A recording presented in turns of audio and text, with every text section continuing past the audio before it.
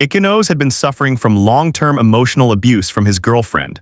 Eventually, his condition deteriorated so much that he was hospitalized.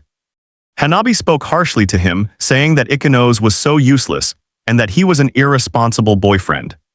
She continued her criticism, pointing out how considerate she was and that she had not dumped him despite everything. Ikenos responded with resignation, suggesting they break up then. The abuse had roots going back to their childhood. Hanabi had always known how to manipulate her companion. When they were little, Hanabi taunted him, saying that Ikenos was always so timid and that everyone thought so. Ikenos replied meekly that Hanabi should know he was very considerate and that even when she was like that, he would still play with her. From that point forward, despite being treated roughly, Ikenos endured everything, keeping all his grievances to himself. Hanabi consistently used him as an emotional punching bag. She scolded him, blaming him for daring to ask for leave and complaining that she had gone to school alone the previous day, which was a hassle. She instructed him not to ask for leave again.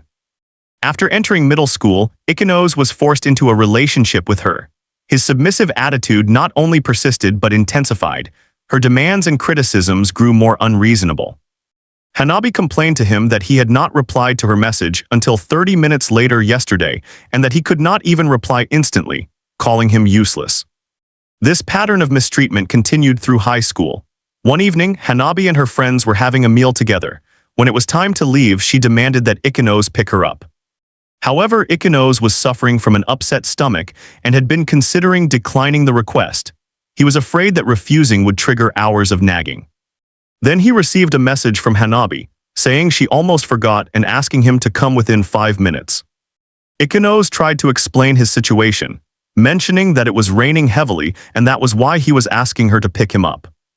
Hanabi responded coldly, asking if Ikenos thought it was okay if she got soaked and caught a cold at dawn. She questioned what kind of senior he was, stating that people who did not know how to be considerate were disliked. Without even opening an umbrella, Ikenos rushed to the restaurant, wanting to run faster and get there as quickly as possible. Through the window, he spotted Hanabi and texted her from downstairs, telling her that she was so slow and asking her to just wait there for a bit. He really did wait there for an hour. Hanabi's best friend mocked the soaking wet Ikenos, stating that she had told them she bet she was right. Hanabi, as his girlfriend, offered no comfort whatsoever. Instead, she joined in the ridicule. She laughed, asking why he was all soaked and commenting that the curtain on his forehead looked like seaweed. Ikenos suddenly realized the truth. He had been set up as the subject of a bet. Hanabi's best friend gloated, telling him that she had told them that no matter what she said, Ikenos would do it. Hanabi crouched down and asked him smugly if he would do whatever she said. Ikenos was in severe pain and struggling to breathe. If he did not return home immediately to take his stomach medicine, he feared the worst could happen. Then his consciousness faded and he found himself in a hospital bed. When Ikenos' eyes opened again in the hospital, Hanabi was standing over him. Hanabi asked what he had just said. Ikenos spoke with newfound resolve, telling Hanabi that she always seemed to want to break up and asking if that was not perfect, suggesting they end their relationship there. Hanabi laughed dismissively, telling him that breaking up was laughable and that he never had the right to break up. She stated that someone as useless as him, besides her, absolutely no one else would want to talk to him and that what he said could not be a reason for her to continue dating him. Ikenos replied firmly, saying that it was great and that he could finally leave being a useless boyfriend. With that declaration, Ikenos shoved her out of the ward and closed the door. Hanabi, unwilling to accept her loss of control, knocked on the door desperately. Hanabi called out, saying that it was not too late for him to beg for forgiveness now. She then sent him a series of messages, her arrogance evident in every word. Hanabi texted that she was furious and asked if he was going to apologize. She questioned if he knew how much she had taken care of him, and stated that to treat such a huge favor with such an attitude was worse than trash. She continued that if he, who had no friends, left her too, he would be all alone, and told him to enjoy his lonely and miserable life starting tomorrow. She also texted that he said he wanted to break up, but had been reading her messages the whole time, and that he really was reluctant to let her go. Instead of responding, Ikenos blocked her account completely. As Ikenos sat in his hospital bed recovering, he thought back to something Hanabi had said to him years ago. He recalled her words, asking if Ikenos had ever looked in a mirror and saying that if she looked like him, she would definitely cover her face because people would definitely bully her. She had manipulated him further, suggesting that poor Ikenos should grow his bangs longer and that it would be better if they covered his face, asking if he would grow them long. Ikenos had been labeled useless by Hanabi every single day, and unknowingly he had lost his own judgment and self-perception. The first thing he did after being discharged from the hospital was to cut his hair short, revealing his true appearance for the first time. His 13-year relationship with Hanabi had finally come to an end. When Ikenos arrived at school the next day, his classmates reacted with genuine surprise. A classmate asked who that handsome guy was. Another classmate inquired if he was a transfer student. Two girls squealed in unison, saying he was their type. Everywhere his gaze fell, there were gasps of surprise and admiration. His refreshing black hair and double eyelids drew everyone's attention. Haruta, looking completely bewildered, approached him and said he was talking about him. Haruta asked in amazement if Ikenos did not know that he was actually handsome. Ikenos responded with genuine confusion, saying that being called handsome was the first time someone had done so and asking if they were joking, suggesting that they probably did not recognize him at all. He observed that it was so good that he cut his hair because they actually had such a treasure hidden in their class. Haruta then asked curiously why Ikenos had suddenly wanted to change his image. Ikenos explained simply that he wanted a change of pace. Haruta nodded approvingly, saying he saw and that he also thought this hairstyle suited him better. Rarely receiving such genuine affirmation, Ikenos smiled sincerely and thanked him for the compliment, saying he was very happy. Seeing his genuine smile, the girls in the class became even more captivated. Haruta jokingly reminded him of his lack of self-awareness. Ikenos then spoke to his classmates with solemn sincerity, saying that before this, he had kept himself closed off and had been ruining the atmosphere in the class. He stated that from now on he wanted to chat with everyone more and that if possible, he hoped they could get along well. His classmates responded with enthusiastic cheers. Ikenos felt that his life was finally moving in a positive direction. A classmate said that they had not expected him to have normal communication skills, and that they wished they had struck up a conversation with him sooner. Ikenos replied humbly, saying that it was his fault for adopting an attitude of not wanting to communicate. Another classmate added warmly that they were glad he had greeted them. Yet another classmate complimented him, saying that he was not only good-looking but also had a great personality. Ikenos replied with humility, stating that both his looks and personality were pretty average. Suddenly, Haruta pulled him aside and reminded him with a teasing tone that a national treasure like him, such a handsome man, should not smile so easily. Ikenos laughed until tears streamed down his face, questioning what Haruta was doing making such a joke. The scene instantly became a hit with everyone around them. Both boys and girls found his response delightful. While they were all joking together, Ikenos suddenly noticed that Hanabi had also entered the room. He observed her expression with a knowing thought, as if wondering whether she was angry with him.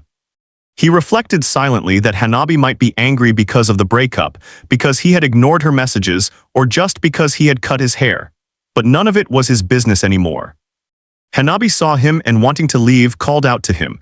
Haruta asked Ikenos curiously if this was someone he knew. Ikenos replied coolly and without hesitation that he did not know her at all.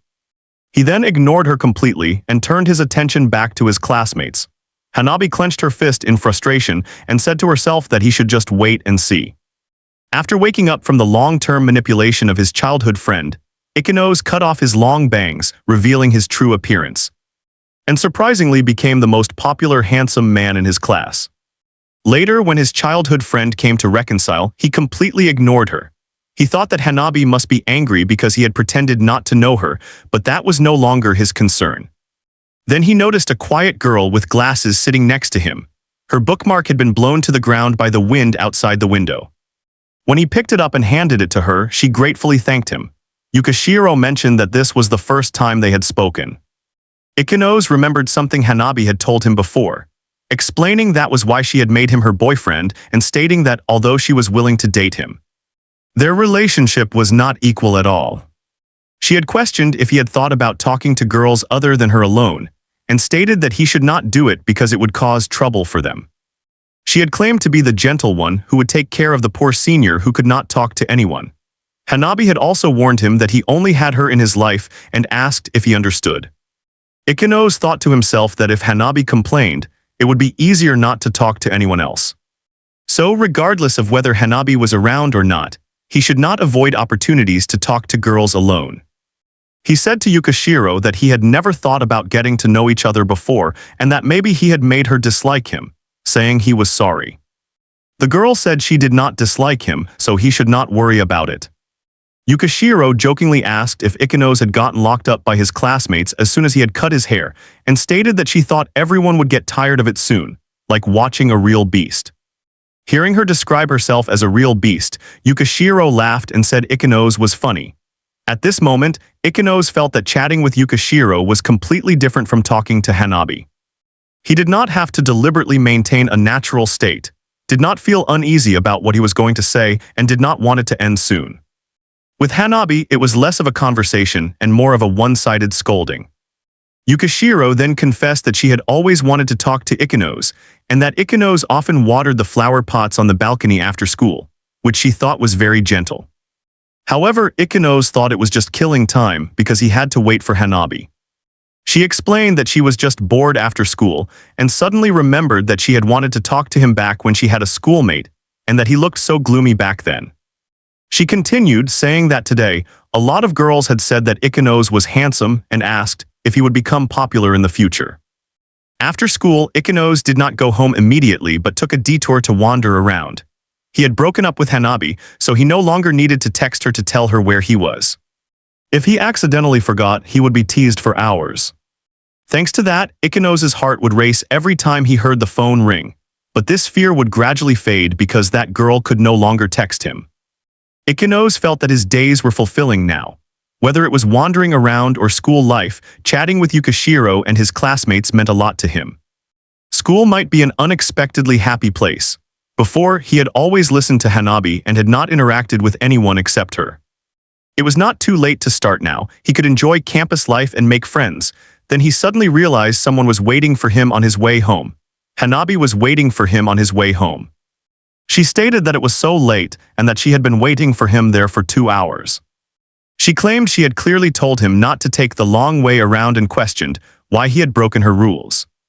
Ikenos was silent for a moment before ignoring her, but clearly she was not going to let him off easily this time. Hanabi continued speaking, saying that she was also angry with his classmates and that they would realize how precious she was when they were all alone after she abandoned them. She stated that their flattery of him was unexpected and unforgivable.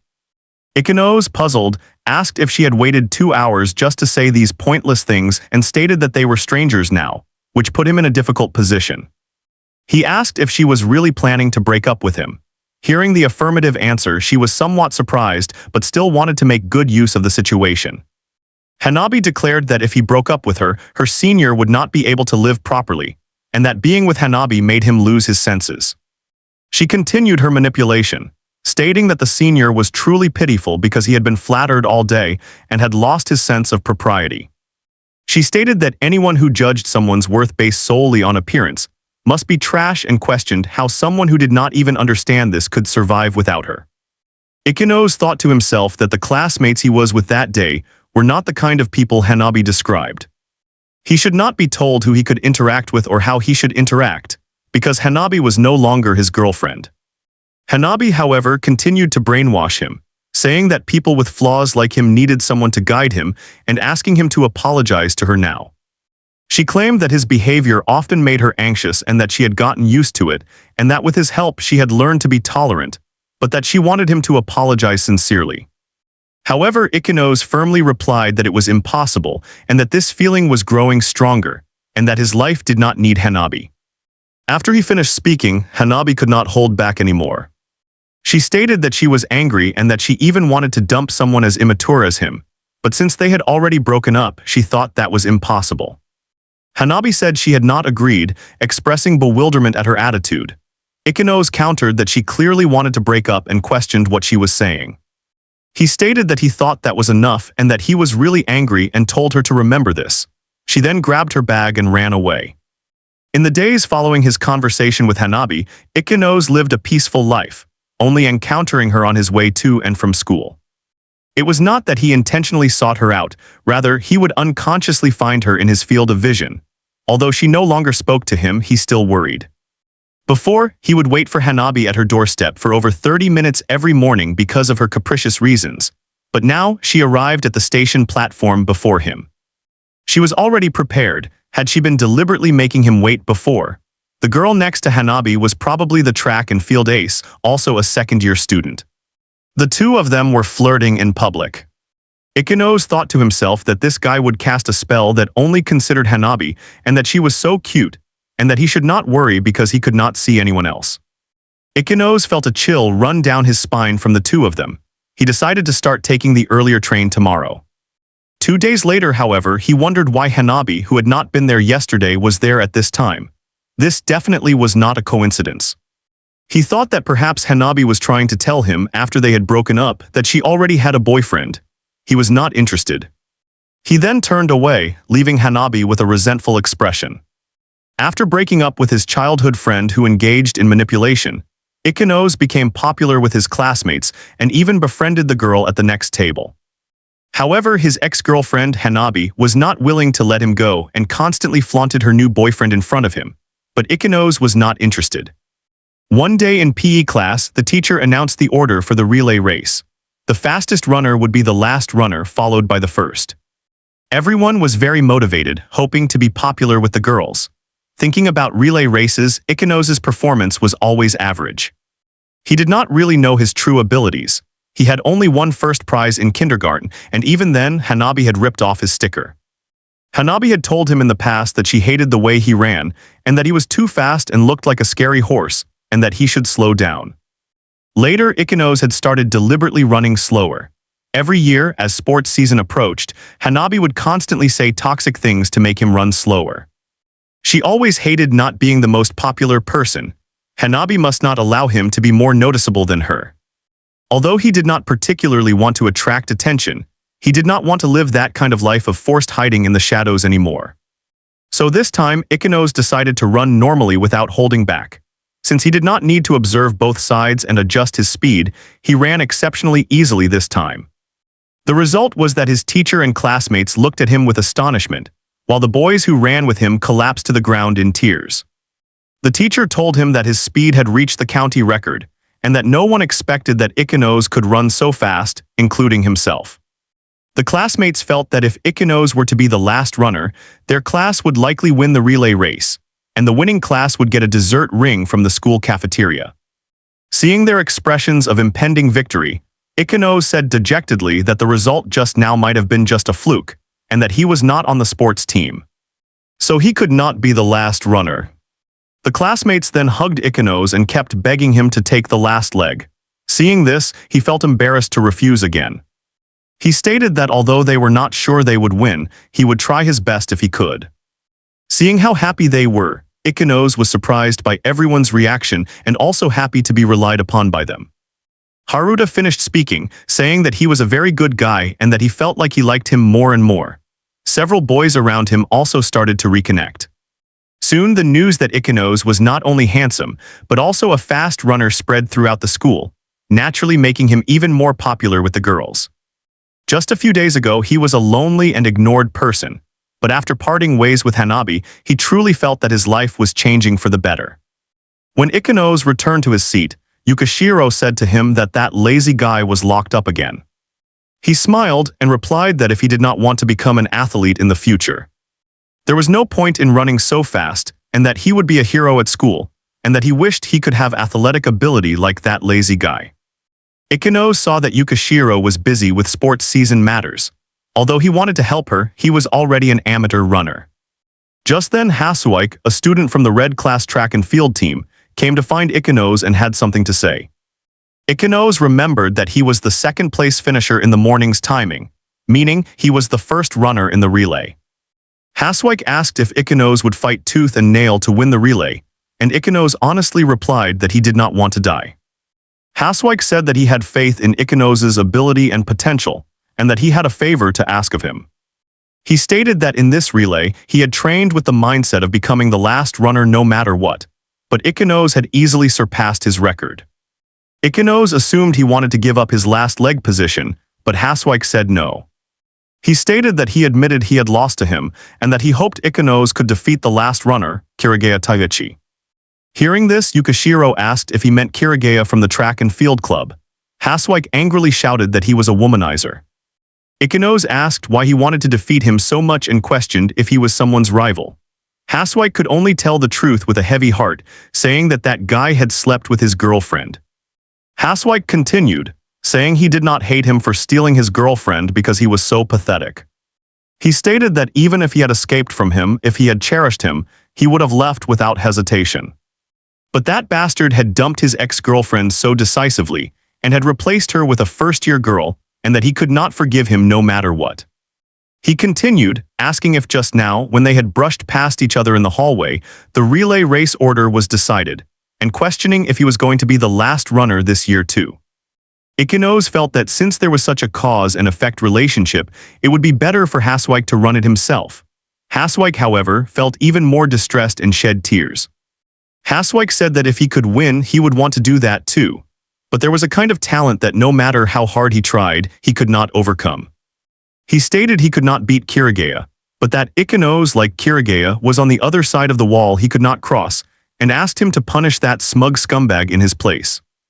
Haswike felt that after his guidance, Ikenos would definitely run faster than he was now and win the relay race in perfect condition. He continued, questioning how an amateur could possibly beat him when Kirigeya was the record holder for this line. Haswike replied that the truth was, he had always believed he had the potential to defeat him.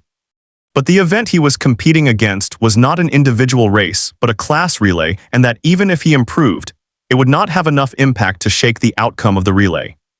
Ikenos responded that that was not the case at all, and that comparing the 100-meter times of their two classes, the results were neck and neck. He stated that, of course, everyone's condition on the day would have a big impact, but when both sides were evenly matched, the competition between the last leg was very likely to decide the outcome. He asked him to practice with him for the 2 weeks before sports season to improve his performance. After considering it, Ikenos agreed to his request, but on one condition. He stated that the running training would not just be him, and that he had also hoped that Haswike could teach him as well. And so he asked Haswike to be Ikenos and Yukishiro's coach, but Haswike had to defeat Hanabi's boyfriend, Kirigeya. Early the next morning, he saw Haswike and Yukishiro waiting for him at the stadium. This was the first time he had arranged to meet someone like this. Previously, Hanabi had restricted his movements, preventing him from doing student activities with his classmates. However, while the three of them were laughing and joking, Hanabi was secretly watching Ikenos from a short distance away.